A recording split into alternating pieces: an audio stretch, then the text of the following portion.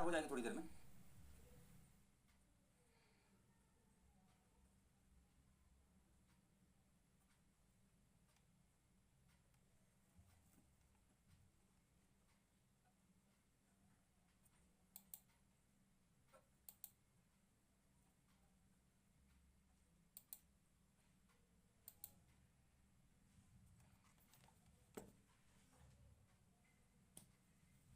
Heat बढ़ती रहेगी, आप अपना काम चालू रखें।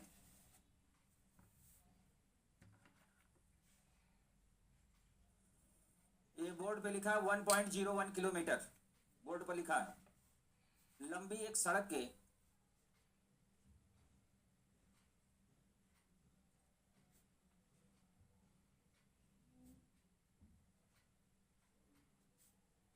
एक सड़क के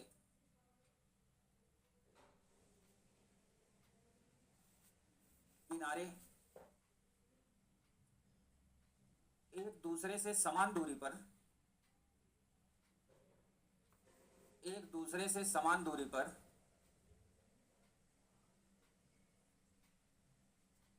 101 पौधे लगाए गए हैं।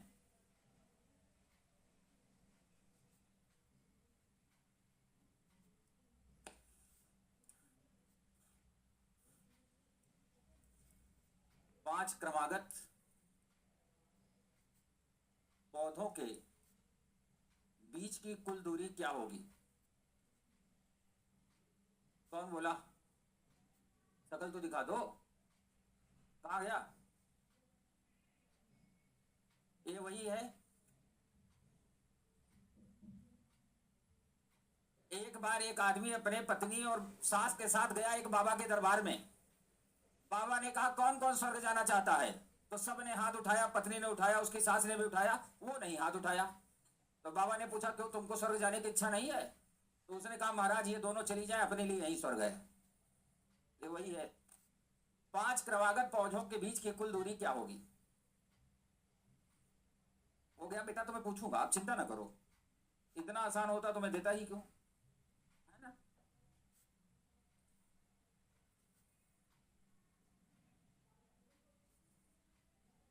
बस जिसका आ जाए हाथ उठा दो, मैं आपसे खुद ही पूछ लूंगा। बस ठीक है। ठीक।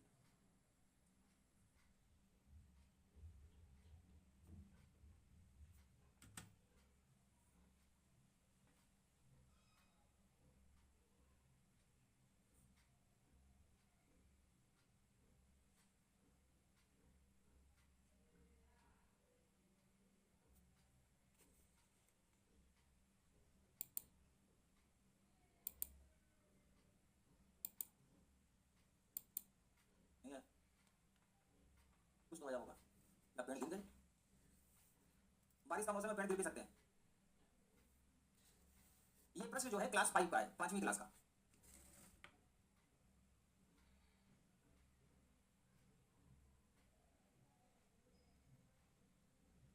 चलिए, अब जिसके आने होंगे आ गए होंगे, जिसके नहीं आए होंगे इस जन्म में नहीं आएंगे। आप बताइए।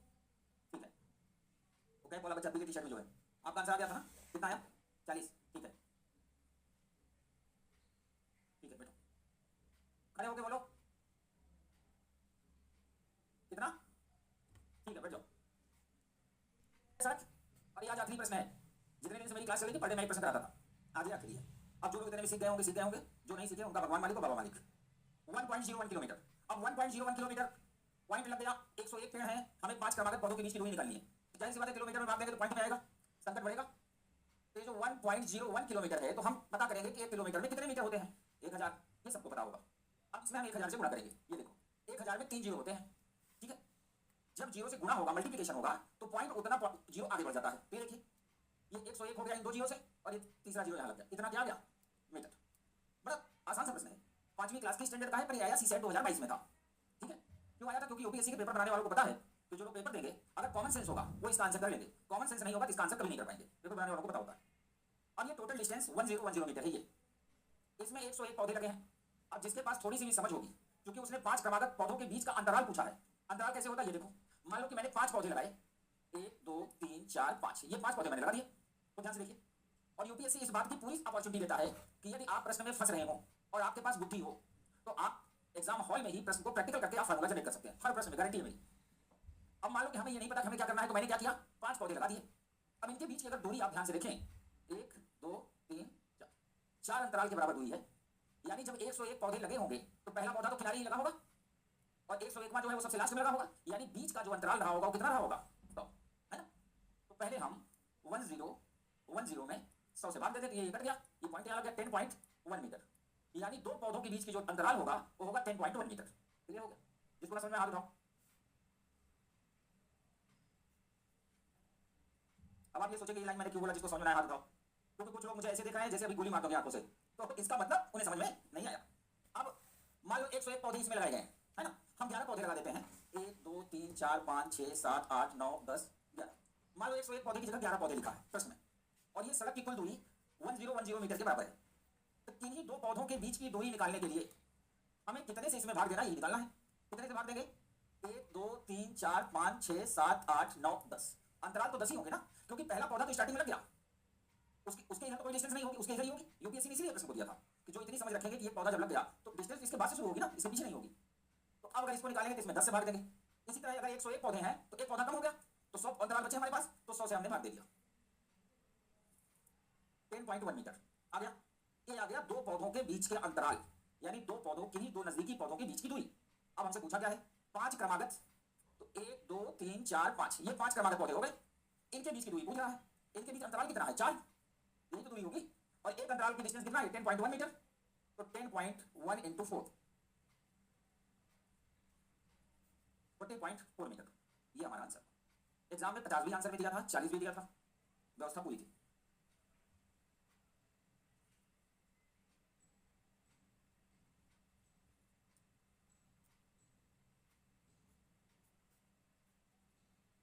कितनी सीट मिल चुकी है अब तक, 2 या 4? पांडे जी चारों सीट बच रही है कि 2 सीट बच रही है? हाँ, अच्छा आप अलग इसके बाद दोबारा लेके आएंगे, किसी को 4 मिली, एक कह रहा है 1 मिली है, देखो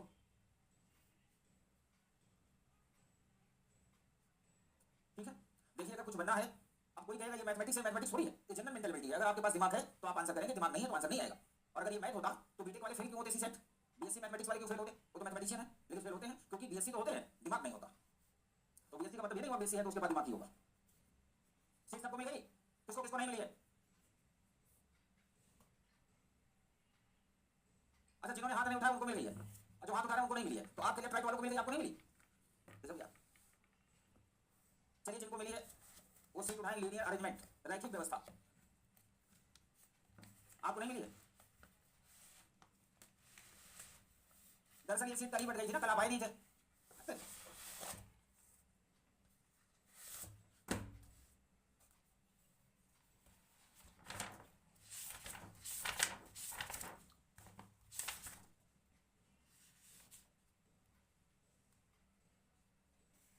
ठीक है, 1 to 4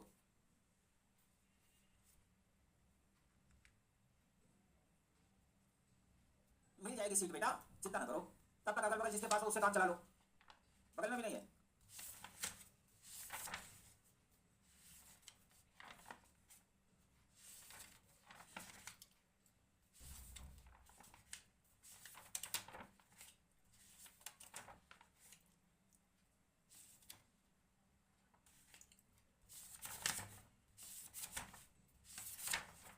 आप लोगों को सीट नहीं मिली अभी, नहीं मिली?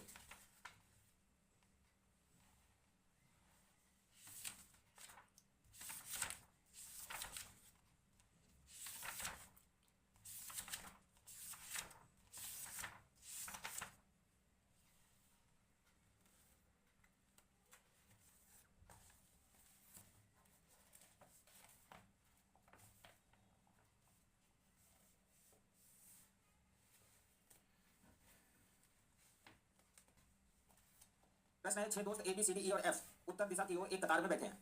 सी ए और ई के बीच बैठा है तथा डी किसी किनारे पर नहीं है, बी ई के सन्निकट दाएं, एफ दाएं छोर पर नहीं है, लेकिन डी ई के बाईं ओर तीसरे स्थान पर है। हो गया?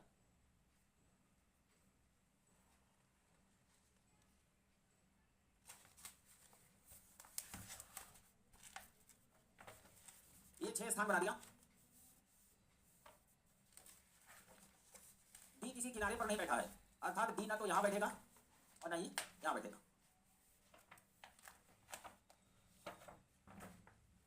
डी जो है ई के सन्निकट दाएं है, यानी जस्ट बगल में होगा। एफ दाहिने छोर पर नहीं है, यहां पर एफ भी नहीं हो सकता। हिला रहे हैं, हिलाएंगे, ये कोई नई बात थोड़ी है। ये वो एक चुटकुला सुनाया था ना, जिसने कहा था बोलो सच्चे दरबार की जय, ये वही वाले हैं तो हल्ला तो करेंगे ही करेंगे।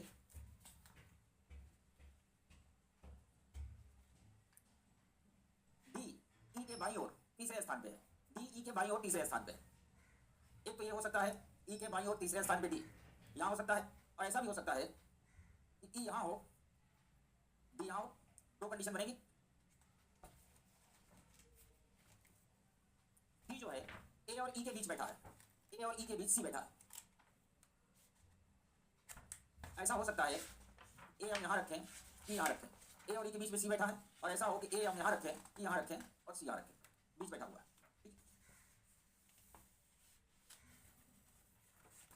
बी ई के सन्निकट दाएं है, बी ई के सन्निकट दाएं है, उस कंडीशन में फेल हो जाएगा, क्योंकि बी को ई के सन्निकट दाएं बैठाना है। तो एक रास्ता आपके पास ये है,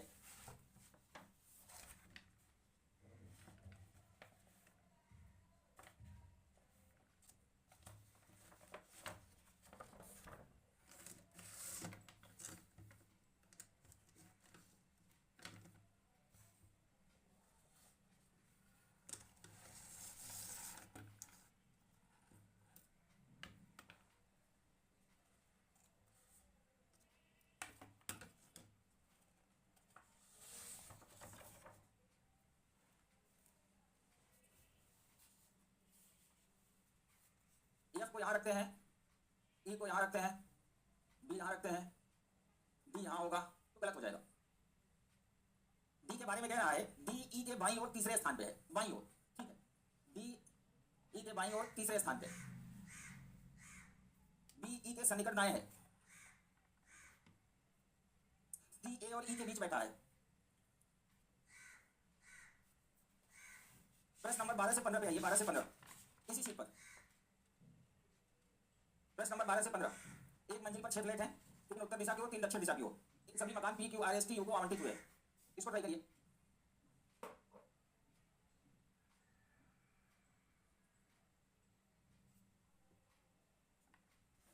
बांटने वाले एक मेरी बात ध्यान से सुनो, एक तरफ से क्रम से बांटो, नहीं तो क्या होगा बीच बीच में सब बोलते रहेंगे। तो एक सीक्वेंस में बांटो।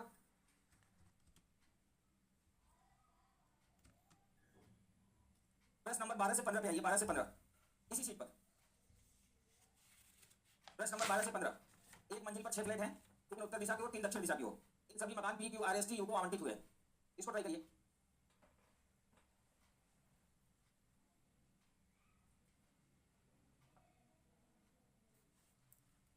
बांटने वाले एक मेरी बात ध्यान से सुनो, एक तरफ से क्रम से बांटो, नहीं तो क्या होगा बीच बीच में सब बोलते रहेंगे। तो एक सीक्वेंस में बांटो।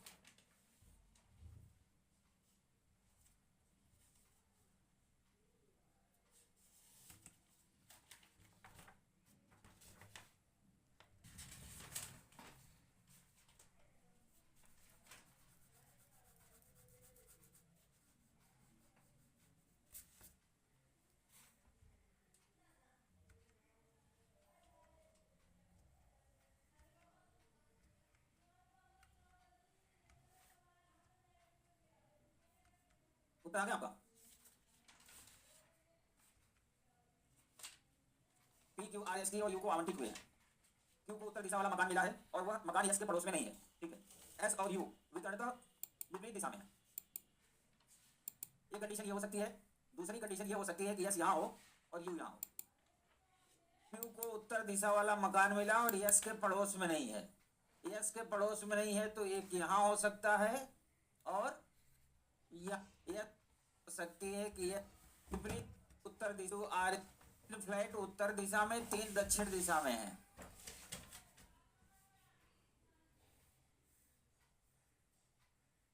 P Q R S T और यू को आवंटित हुए हैं। क्यू को उत्तर दिशा वाला मकान मिला है और वह मकान एस के पड़ोस में नहीं है, ठीक है। एस और यू विकर्णतः विपरीत दिशा में है। एक कंडीशन ये हो सकती है, दूसरी कंडीशन ये हो सकती है कि यस यहां हो और यू यहां हो। क्यू को उत्तर दिशा वाला मकान मिला और यस के पड़ोस में नहीं है। यस के पड़ोस में नहीं है तो एक यहां हो सकता है और यहां हो सकता है। आर यू का पड़ोसी और दक्षिण दिशा वाले मकान में रहता है। आर यू का पड़ोसी है और दक्षिण दिशा वाले मकान में रहता है।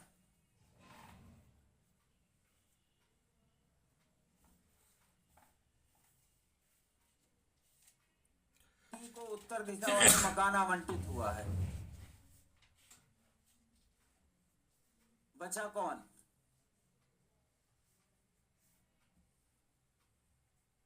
किसका मकान क्यू और यस के बीच में है? टी का। एस यू के अलावा किसके मकान विकर्णतः विपरीत दिशा में है?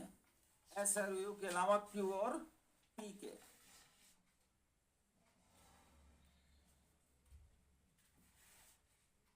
अगर टी और पी अपने मकान आपस में बदल लेते हैं तो किसका मकान यू के पड़ोस में होगा? टी और पी मकान बदल लेंगे तो किसका मकान यू के पड़ोस में होगा? यू के पड़ोस में हमेशा आर रहेगा। निम्नलिखित में से किसके मकान दक्षिण दिशा की ओर हैं? यू और पी। प्रश्न नंबर 16 से 19 कल कर चुके हैं। प्रश्न नंबर 20 से 23 आप घर पे करेंगे।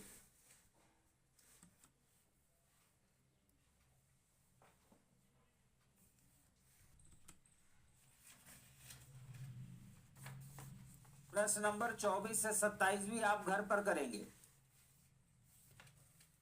अब आप करेंगे प्रश्न नंबर 28 से 30।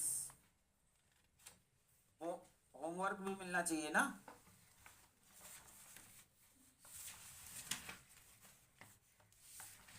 क्या कह रहे हो? क्या होम है ही नहीं? कोई नहीं बेटा, जिसके घर में रहते हो वहीं कर लेना।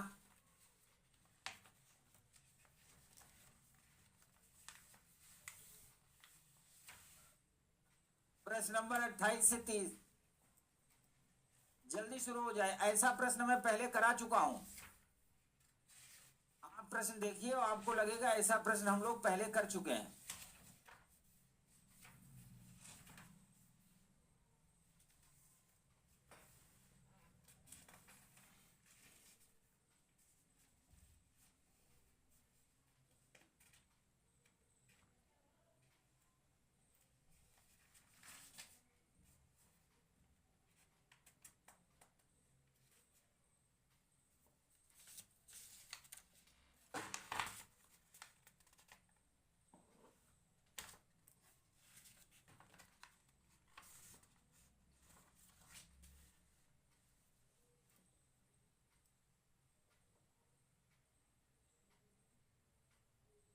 ऐसा प्रश्न हम पहले कर चुके हैं।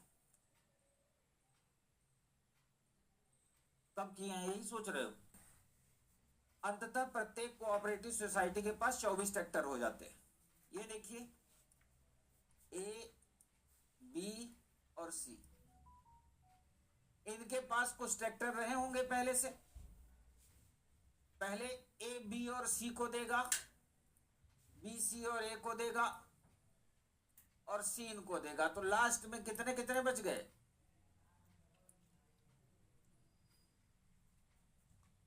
ठीक है, लास्ट का रिजल्ट है 24 24 24।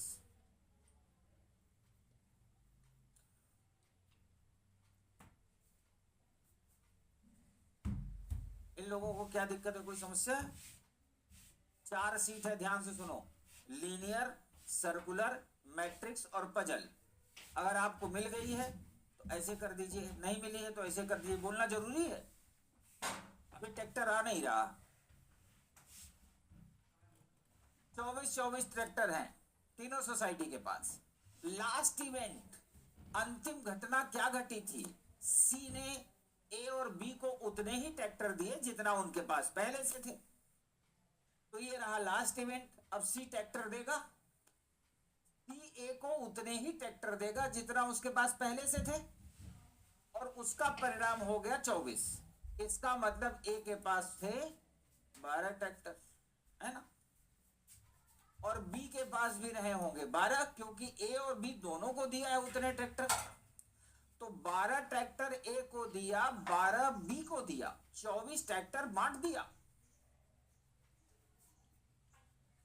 24 ट्रैक्टर बांटने के बाद भी सी के पास कितने बच गए? इसका मतलब सी के पास थे 48। ऐसे ही सिखाया था। अब इसके पीछे वाले इवेंट पे चलते हैं। कई लोगों के मन में आ रहा होगा जब इतने ट्रैक्टर थे तो बेच के भी काम हो सकता था। अब यही काम कौन करेगा? बी। बी भी ट्रैक्टर बांटेगा। अब देखो, बी ए को उतने ट्रैक्टर देगा जितना पहले से थे, तो बी के देने के पास बाद इसके पास 12 हो गए। इसका मतलब पहले कितने रहे होंगे? और इसके पास रहे होंगे 24। तो 24 इसको दिया, 6 इसको दिया, 24 6 होता है 30। फिर भी कितने बच गए थे? 12। तो कितने ट्रैक्टर थे? 42। 42 रहे होंगे तभी बांटा होगा। जिसको ना समझ में आया हाथ उठा दो।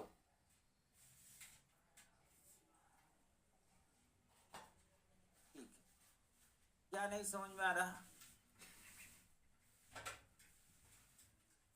अच्छा, जब मैंने एक प्रश्न कराया था, 4 बहनें थी, चारों गेम खेल रही थी, याद है? संध्या, तारा, उमा और विभा, याद है? तब आप आई थी? नहीं आई थी? क्यों? सीसेट पढ़ने से क्या होगा, है ना? हिस्ट्री पॉलिटी से आईएएस बनेंगे। हिस्ट्री पॉलिटी वाली यूनिवर्सिटी रोड पे घूमो, पकौड़े बेचते हैं। और कभी भी कोई क्वेश्चन फंस जाए, चाय वाले से पूछ लेना यूनिवर्सिटी रोड पे, अगर ना बता दे तो मैं पढ़ाना बंद कर दूं। क्योंकि यही पढ़ता ही था, वो तैयारी करता ही नहीं था, ऑफिसर नहीं बनना चाहता था, वो गूगल का विद्वान बनना चाहता था। ऑफिसर बनने के लिए मल्टी डायमेंशनल होना जरूरी है। चलिए मैं फिर से बता देता हूं। अगर ये नहीं आए थे उस दिन, सोचो, और राधा इसको याद भी है। मेरी ये नहीं समझ में आया कि जब आई नहीं थी तो याद कैसे है।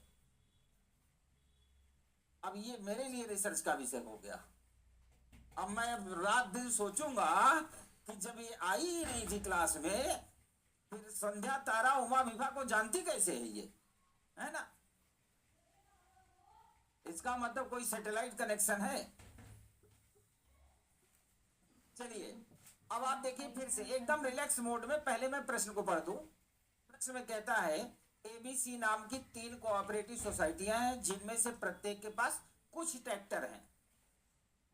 कुछ ट्रैक्टर हैं, इसका मतलब ये एक तो ये हो गया कि हम एक्स, वाई और जेड मान लें, फिर इस जन्म में आंसर नहीं आएगा। उसके बाद पहले ए, बी और सी को उतने ट्रैक्टर देता है जितना उनके पास पहले से है। कुछ दिनों बाद बी, ए और सी को उतने ट्रैक्टर देता है जितना उनके पास पहले से है। कुछ दिनों बाद सी, ए और बी को उतने ट्रैक्टर देता है जितना उनके पास पहले से। अंततः प्रत्येक सोसाइटी के पास 24 ट्रैक्टर हैं, 24। तो ये हमने बना दिया। ये है रिजल्ट। जब ए ने बांट दिया, बी ने बांट दिया, सी ने बांट दिया, तो 24 हो गया। तो सबसे आखिर में बांटा था सी ने। ये देखिए, हमने यहां लिख दिया सी। अब ये सी ने जब नहीं बांटा था तो क्या सीन थी? क्योंकि बांटने के बाद तो ये रिजल्ट है। जब नहीं बांटा रहा होगा तो क्या रहा होगा? ए के पास 12 ट्रैक्टर रहे होंगे, बी के पास भी 12 रहे होंगे। बी के पास कितने थे? थोड़ी देर के लिए गोला बना देते हैं, यही हमें पता करना है। ए के पास 12 इसलिए थे क्योंकि उसका 24 हुआ है, इसका आधा ही रहा होगा। बी के पास 12 इसलिए कि 24 हुआ था तो आधा ही होगा 12। तो 12 ट्रैक्टर उसने ए को देके 24 कर दिया, 12 बी को देके 24 कर दिया, यानी 12 इसको 12 इसको 24 ट्रैक्टर उसने बांट दिए। बांटने के बाद भी पता चला सी के पास अभी 24 बचे हैं। तो जो 24 बचे हैं ये, और 24 उसने बांटे थे, तो टोटल कितने हो गए? 48। अब कुछ क्लियर हुआ? ठीक है। अब आ जाइए बी पे। बी के आगे गोला बना दीजिए। क्यों? क्योंकि अब हमें बी ही निकालना है। तो बी ने जब ट्रैक्टर दिए होंगे उसके पहले ए के पास रहे होंगे 6 ट्रैक्टर, सी के पास रहे होंगे 24 ट्रैक्टर, क्योंकि 24 देके 48 किया है, 6 देके 12 किया है। 24 इसको दिया, 6 इसको दिया, 30 ट्रैक्टर बांट दिया। 30 ट्रैक्टर बांटने के बाद भी बी के पास बच गए थे 12। इसका मतलब रहे कितने होंगे? 42। अब आ जाइए ए पर। ए ने इसको दिए 21 दिए तभी तो 42 हुआ। इसको दिए 12 तभी 24 हुआ। तो 21 और 12 कितना होता है? 33। 33 ट्रैक्टर बांटने के बाद भी ए के पास कितने बच गए थे? 6। कितने हो गए?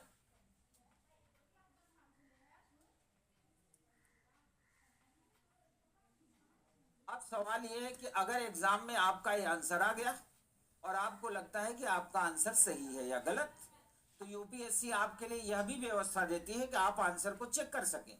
और जिस पैटर्न पे इसको मैं बता रहा हूं, प्रतिवर्ष 2 से 3 प्रश्न पूछता है। आप चाहे सीसेट का पेपर उठा के देख लेना, आंकड़े बदल देगा। जैसे कहेगा ए बी सी डी 5 दोस्त हैं, है ना। ए बी को अपने पास से 10 देता है, बी ई को अपने पास से 20 देता है, तो ए और ई के पास बराबर हो जाते हैं। ऐसे प्रश्न हर साल यूपीएससी देता है, क्योंकि इसमें मैथमेटिक्स फार्मूले की जरूरत नहीं होगी, समझ की। अब अगर हमको लगता है कि मान लो मेरा गलत है, तो हम ट्राई कर लेते हैं। ये है स्टार्टिंग। अब पहले ए बांटेगा, ए उसको उतना देगा जितना पहले से है, तो इसको 21 देगा ट्रैक्टर और ये हो गए 42। इसको 12 देगा, हो गए 24, यानी 33 ट्रैक्टर बांट दिया। तो बचे कितने? 6। अब बी बांटेगा, इसको देगा 6, 6 12 हो गया, 24 इसको देगा 48, यानी 30 बांटने के बाद बच गए 12। अब सी बांटेगा, 12 इसको देगा, 12 इसको देगा, 24 बांटने को बचे 24। इसका मतलब हमारा आंसर क्या है? आप ऐसे चेक कर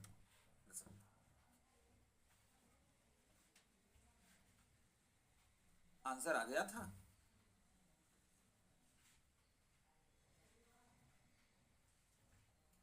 आज ही आए हो क्या घर से? ट्रेन में बैठे थे? बस में? ट्रेन में?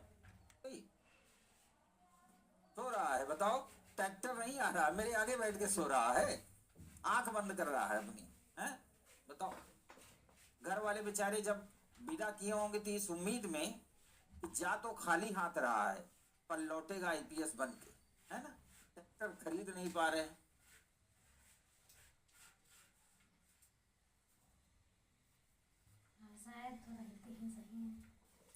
अब आप पेज पलटिए, प्रीवियस ईयर पे आइए, प्रश्न नंबर 4।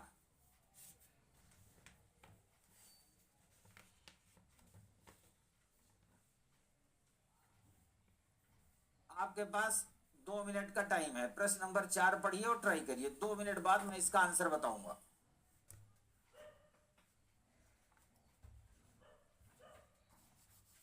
अब देखता हूं, मुझे आंसर तो नहीं पता, ट्राई करता हूं। लाल लाल पंक्ति में खड़े हैं। अब ध्यान देना, ये प्रीवियस ईयर का प्रश्न है जो इसी क्रम में पंक्ति में खड़े हैं। अब ध्यान देना, ये प्रीवियस ईयर का प्रश्न है।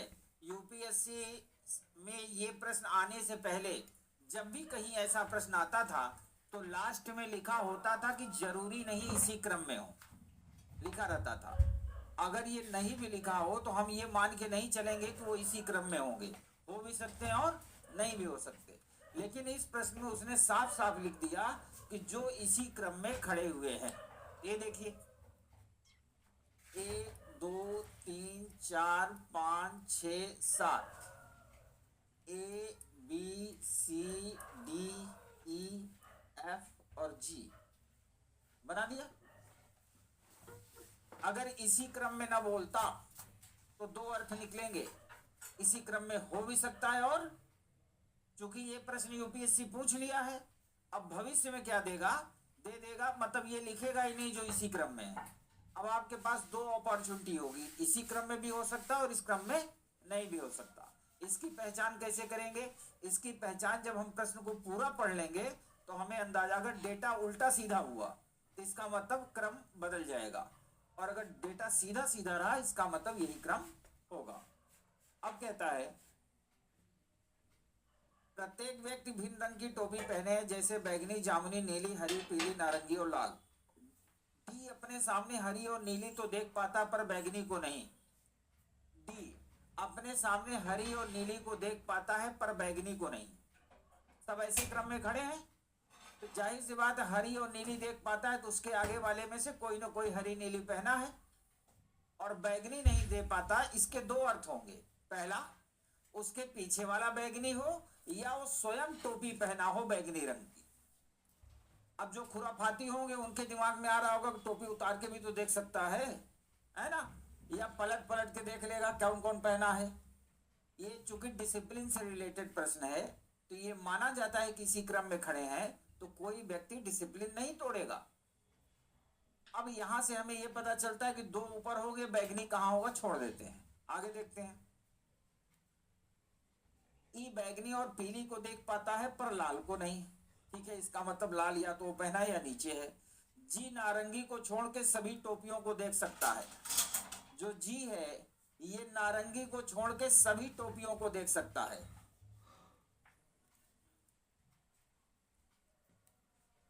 अब इस लाइन से आपको ये बात कंफर्म हो गई कि व्यक्ति अपने सिर पे जिस रंग की टोपी पहनेगा उस रंग को वो देख नहीं सकता। सर्टिफाई हो गया। अब जी नारंगी देख के छोड़ करके सभी देखेगा। अब आगे बढ़ते हैं।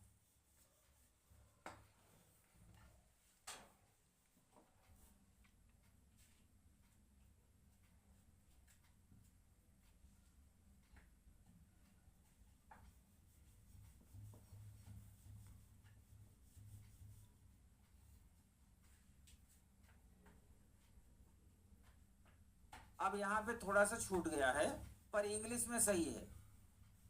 इंग्लिश में लिखा है if E wearing N Indigo coloured cap, इसका मतलब यदि ई जामुनी रंग की टोपी पहने है तो ई ने क्या पहना है,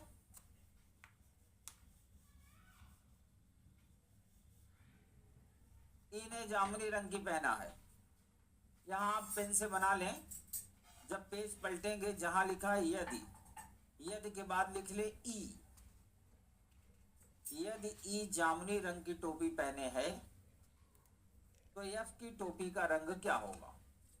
और लेटर में नाम दिए हो 6, एक के नाम न लिया हो, है ना। तो हमें यह ध्यान देना है यूपीएससी के एग्जाम में कि प्रश्न पूरा पढ़ना है ध्यान से। अब उसने कहा 7 राजनीतिक, तो FGHI 4 ये हो गए, NOP 7 हो गए, ठीक है। सातों को 1 से लेके 7 तक के नंबर दिए गए हैं। 1 2 3 4 5 6 7, 1 2 3 4 5 6 7 बना दिया। अब ये प्रश्न, ये जो मैट्रिक्स अरेंजमेंट दिया गया है ये थोड़ा सा टेक्निकल, जैसे कहते हैं ना कि सिनारियो में है। टेक्निकल सिनारियो का मतलब ये हुआ कि चूंकि हमें आईएएस देना है तो हम जब अपनी क्लास में पढ़ते हैं तो ऐसे पढ़ते हैं कि पहले कॉन्सेप्ट सीख लिया, उसके बाद कितने वैरायटी के प्रश्न बन सकते हैं ये जानना ज्यादा जरूरी है। और यह एक कंडीशनल टाइप का क्वेश्चन है, हर प्रश्न में कंडीशन दी गई है और हर प्रश्न के हिसाब से इसके आंसर का तरीका बदल जाएगा। जैसे पहला प्रश्न, निम्नलिखित में कौन 1 से लेकर 7 तक सीटों का सही क्रम प्रस्तुत करता है। अब ये ऑप्शन है, तो पहले प्रश्न को देख के लग रहा है कि इसमें कोई कंडीशन नहीं दी गई है, पहला प्रश्न उसी पे आधारित होगा जो ऊपर डेटा दिया हुआ है। दूसरे प्रश्न में कहता है यदि F 6वीं सीट पर H 7वीं सीट पर बैठता है तो कौन सा 2 नंबर पे बैठेगा। प्रश्न नंबर 2 हमें यह बताता है कि यहां पर यदि लिख दिया ना, यदि, मैंने आपको पहले दिन बताया था यदि, किंतु, परंतु, लेकिन, केवल, ऐसा, इसलिए, इस शब्दों का जो प्रयोग है, अब धीरे धीरे क्लास आगे की ओर बढ़ रही है। अब इन शब्दों के प्रयोग को हम जानना और समझना ज्यादा हमारे लिए जरूरी होगा क्योंकि एग्जाम में यही शब्द जो है सब कुछ डिसाइड करते हैं। अगर कहीं पे यदि लगा दिया गया तो उसके 2 अर्थ होंगे, हो भी सकता है और, तो यदि लगा दिया इसका मतलब जो ऊपर डेटा दिया है उसमें एक एडिशनल कंडीशन उसने डाल दिया। तो प्रश्न नंबर 2 हल करते वक्त हमें नए सिरे से सोचना होगा चलिए पहले प्रश्न नंबर 1 पे आते हैं। कह रहा है यह जरूरी है एफ हमेशा ओ की सीट से एकदम पीछे हो, अर्थात जहां भी एफ होगा वो बिल्कुल इसके सिर पे बैठा होगा। इसका मतलब यही हुआ जी कभी भी एन के एकदम आगे और पीछे वाली सीट पर नहीं बैठेगा। ठीक है, एन सीट नंबर 3 पे बैठेगा, एन कहां बैठेगा? तो जी यहां नहीं बैठ सकता और यहां नहीं बैठ सकता। यहां हमने बना भी लिया, जी यहां नहीं हो सकता, जी यहां नहीं हो सकता। ठीक है,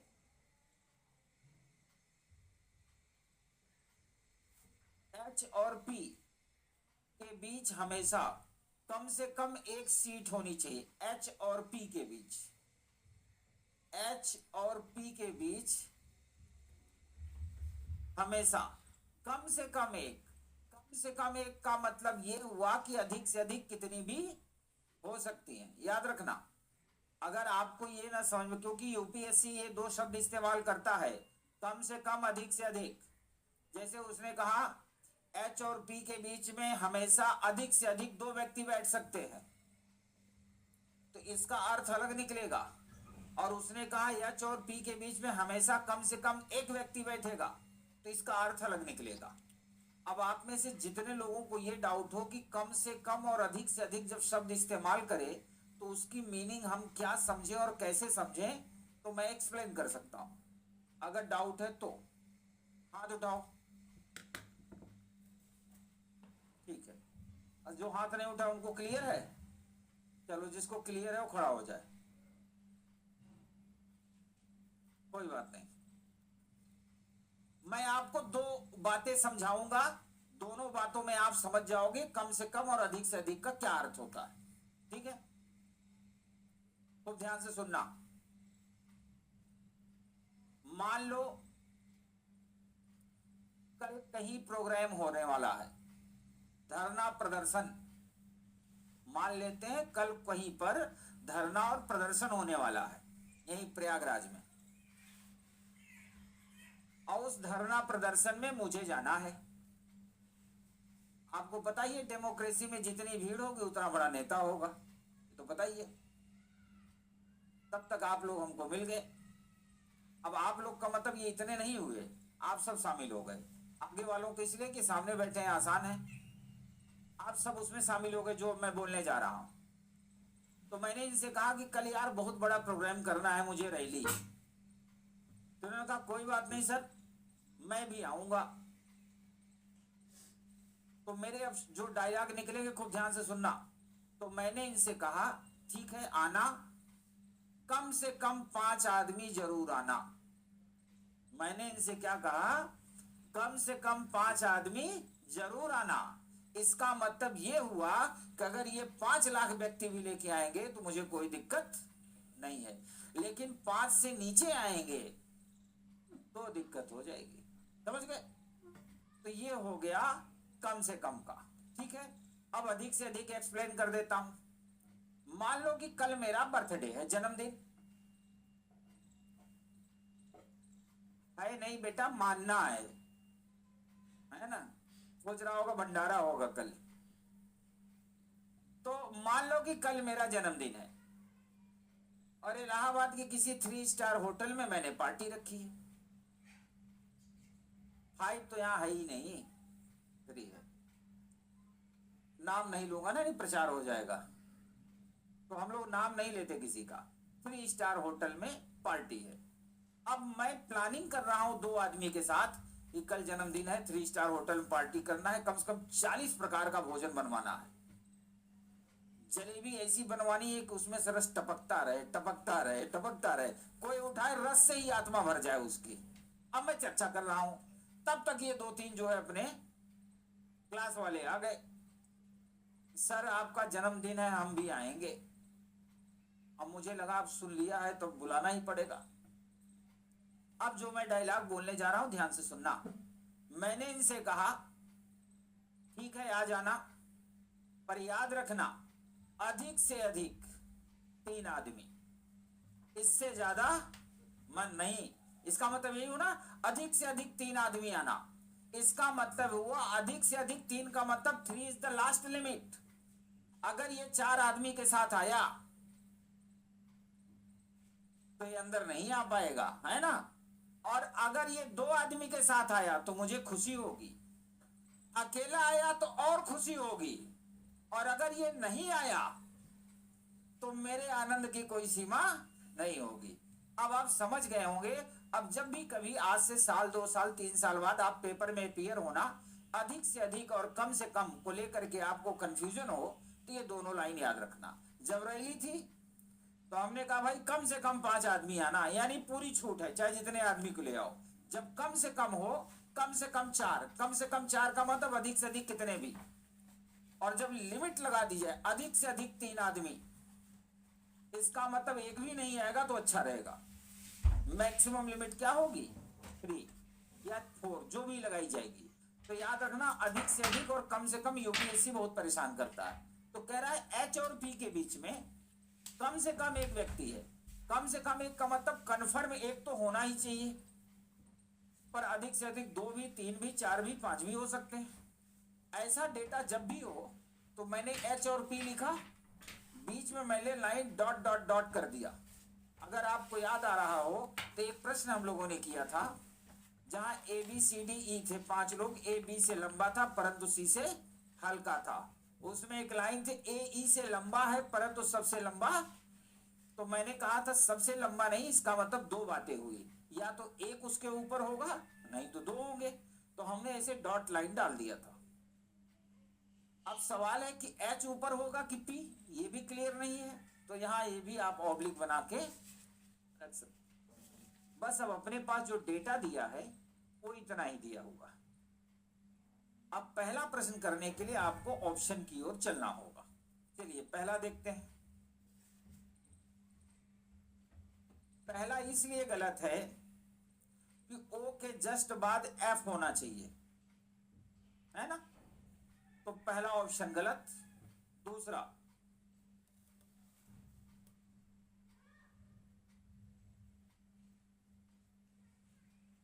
एच और पी के बीच कम से कम एक होने चाहिए, हो सकता है। एन के आगे पीछे जी नहीं हो सकता, ये भी है। ओ जो है, एफ जो है जस्ट ओ के नीचे। ऑप्शन बी को हमने होल्ड पे रख लिया, है ना। ऑप्शन सी, जी और एन पास पास है इसलिए गलत हो गया। ऑप्शन सी भी गलत हो गया, एलिमिनेट हो गया। ऑप्शन डी,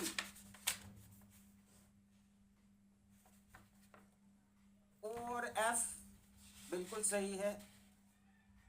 एच और पी के बीच में एक आदमी है, कम से कम एक होना चाहिए। एन के आगे पीछे जी नहीं है।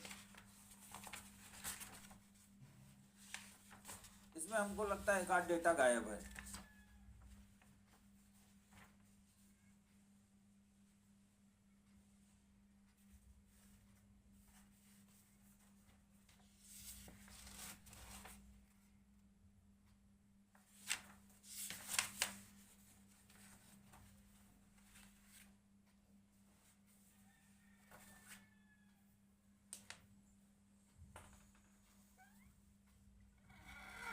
हाँ?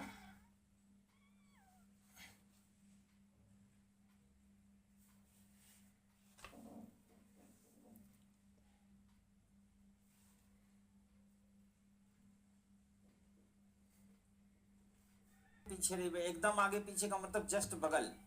तो उस हिसाब से बी भी सही हो रहा है और डी भी सही हो रहा है।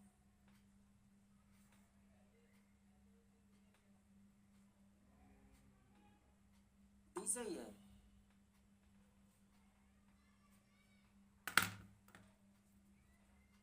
दरअसल मुझे लगता है इस प्रश्न में आई और पी से रिलेटेड भी कोई डेटा रहा होगा, और इसमें टाइपिंग में कोई चमत्कार हो गया, है ना। लेकिन कोई बात नहीं, इस बिहाफ पे हम मान लेते हैं B and D both are right. हमारा काम है प्रश्न को सीखना। अगर डेटा मिस्टेक हो मैं अमेंडमेंट करवा दूंगा, कोई दिक्कत नहीं है। प्रश्न नंबर 2 देखते हैं। यदि F छठवीं सीट पर और H सातवीं सीट पर बैठता है तो कौन नंबर 2 पे बैठेगा? तो ऐसे देखिए 1 2 3 4 5 6 और 7 ये बना दिया। अब जब यदि लगाएगा तो जो जो जितना डेटा कंफर्म है ये वाला ये तो फॉलो होगा ही होगा, प्लस वो एडिशनल हो जाएगा। अब एडिशनल में क्या है? F छठवें नंबर पे है, H सातवें नंबर पे है, तो F के ठीक ऊपर और यहां रख दो N, ठीक है। G यहां और यहां नहीं रख सकते तो G कहां जाएगा? ठीक है।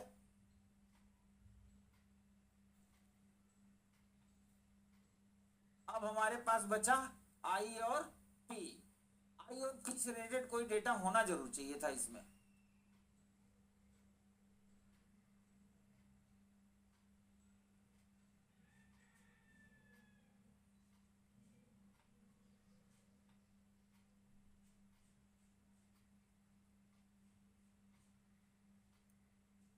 अब इसको ऊपर वाले का चमत्कार कहो, ऑप्शन में P है ही नहीं। अगर ऑप्शन में P नहीं है तो हमारा आंसर क्या हो जाएगा? I। लेकिन इस डेटा में कुछ गड़बड़ है इसके प्रश्न में। मेरे इनिशियल में जिनका आंसर आ गया था आया कैसे था? और तो सब ठीक है।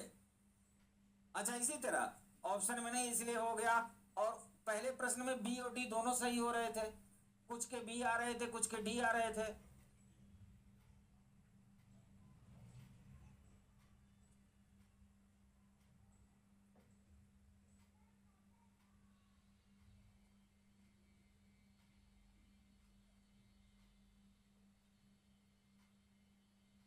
प्रश्न नंबर 3, अगर क्रम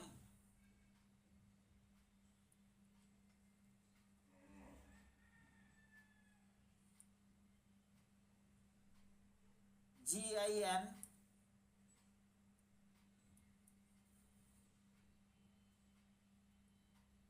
H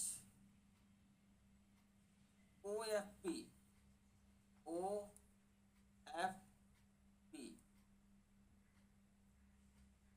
तो कौन से दो राजनीतिज्ञ ऐसे हैं जो आपस में सीट बदल सकते हैं बिना किसी व्यवस्थितीकरण के नियम को तोड़ते हुए?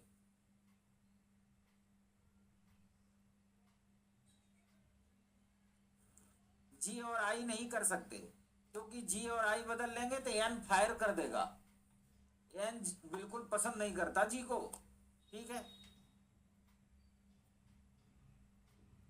H और P के बीच में कम से कम एक होना चाहिए, पर कौन ऊपर होगा कौन नीचे डिसाइड नहीं है, तो H और P होंगे। अब इस प्रश्न पे ज्यादा दिमाग खराब करने से अच्छा है हम लोग आगे बढ़े। इसको अमेंडमेंट करवा दूंगा फिर अटेम्प्ट करना। अब आप आ जाइए प्रश्न नंबर 16 से 20 इसी शीट पर। 16 से 20 थोड़ी देर आप इसको देखिए। 16 से 20 को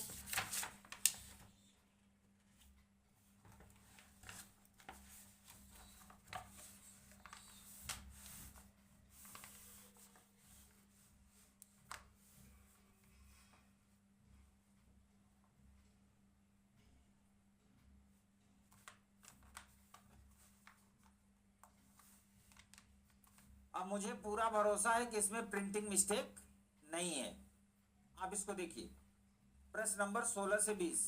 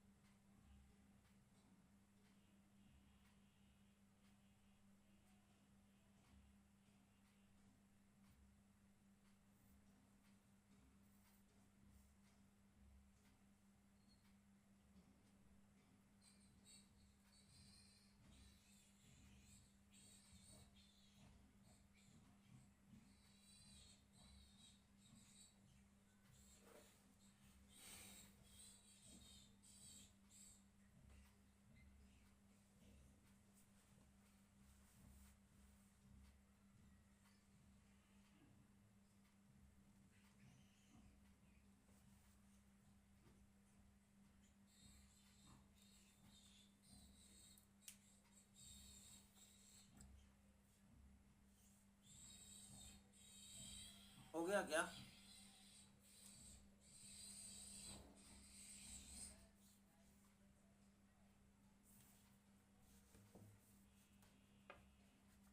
प्रश्न एकदम सही है और सीसेट लेवल का है।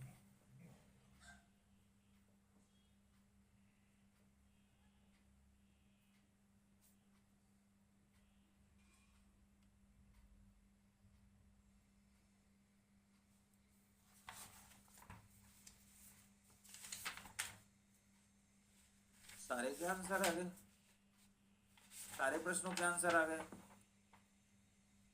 16 से 20 है ना, 16, 17, 18, 19, 20।